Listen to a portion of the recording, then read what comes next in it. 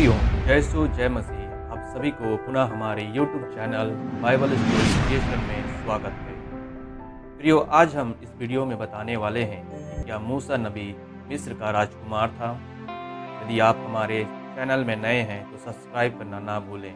चलिए बिना देरी किए वीडियो को शुरू करते हैं। यह कहानी उस समय की है जब इसराइल के लोग, इन्हें हिब्रू भी कहा जाता है, कई सौ सालों से मिस्र में रह रहे थे। इसराइली समृद्ध थे। जल्दी फिरौन को हिब्रू लोगों की बढ़ती संख्या देखकर चिंता होने लगी। वे बहुत ज़्यादा हैं। फिरौन ने सोचा, मुझे डर है युद्ध की स्थिति में वे दुश्मन की तरफ जा सकते हैं, कुछ तो करना ही होगा। इसलिए उसने इसराइलियों से छुटकारा पाने के लिए एक क्रूर योजना के बारे में सोचा। फिरौन ने एक क्रूर कानून बनाया कि इसराइलियों में से और नवजात लड़के को मारकर नील नदी में फेंक दिया जाना चाहिए। नए कानून को निर्दयता से लागू किया गया। हिब्रू लोग बहुत दुखी थे। इस संकटपूर्ण समय के दौरान योकेबेद और अमराम नामक हिब्रू जोड़े को एक सुंदर बच्चा पैदा हुआ। उन्होंने भी नए कानून के बारे में सुना था, लेकिन उन्होंने अपने बेटे की रक्षा करने का फैसला किया था। योकेबेद ने कहा, मैं अपने बेटे को छिपा दूंगी। कुछ समय तक वे अपने बेटे को छिपाने में सफल रहे, लेकिन जैसे जैसे वह बड़ा होता गया, उसे छिपाना मुश्किल होता गया। फिर योकेबेद ने एक योजना सूझी।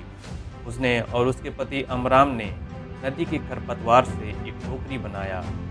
जब यह बनकर तैयार हो गया तो योकेबेद ने धीरे से अपने बेटे को उसके अंदर रख दिया। फिर अपनी बेटी मरियम के साथ योकेबेद टोकरी को नदी नील के तट पर ले गई, जहाँ ऊंची खरपतवार उगी हुई थी। योकेबेद ने अपने बेटे वाले टोकरे को नरकटों के बीच रख दिया। नजर रखना मरियम, योकेबेद ने अपनी बेटी से कहा और घर लौट आई। मरियम छिप गई और निगरानी रखने लगी। जल्द ही उसने हंसी की आवाज़ सुनी। कुछ मिनट बाद उसने फिरौन की बेटी को अपने परिचारकों के साथ स्नान करने के लिए आते देखा।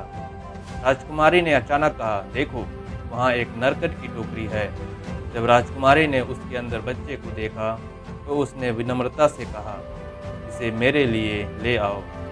राजकुमारी छोटी लड़की को देखकर हैरान हुई, लेकिन वह उसके प्रस्ताव पर सहमत हो गई। तुरंत मरियम अपनी माँ से मिलने के लिए दौड़ी। कुछ ही समय में मरियम अपनी माँ योकेबेद के साथ राजकुमारी के पास लौट आई।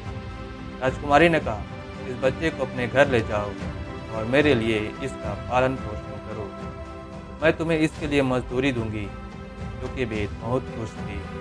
उसका बेटा सुरक्षित था। वो अपने बेटे को वापस घर ले आई और उसका पालन पोषण किया। समय बीतता गया। जब बच्चा बड़ा हुआ तो योकेबेद इसे वापस महल में ले आई।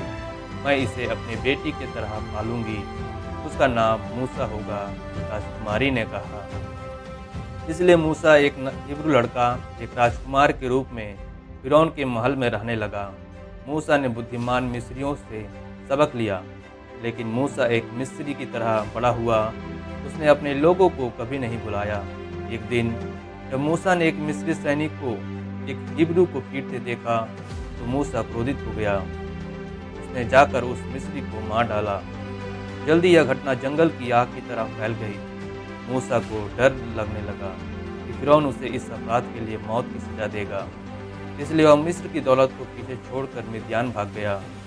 कुछ साल बाद मूसा अपने लोगों हिब्रू लोगों को बचाने के लिए ईश्वर के दूत के रूप में मिस्र लौटा।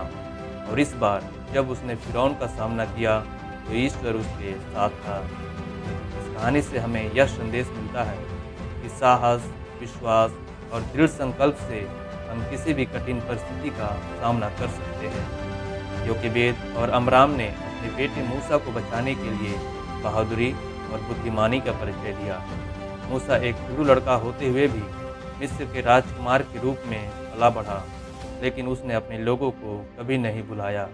अंततः उसने अपने लोगों को अत्याचार से मुक्त कराने के लिए साहसी कदम उठाया और ईश्वर का सहारा लेकर अपने मिशन को पूरा किया।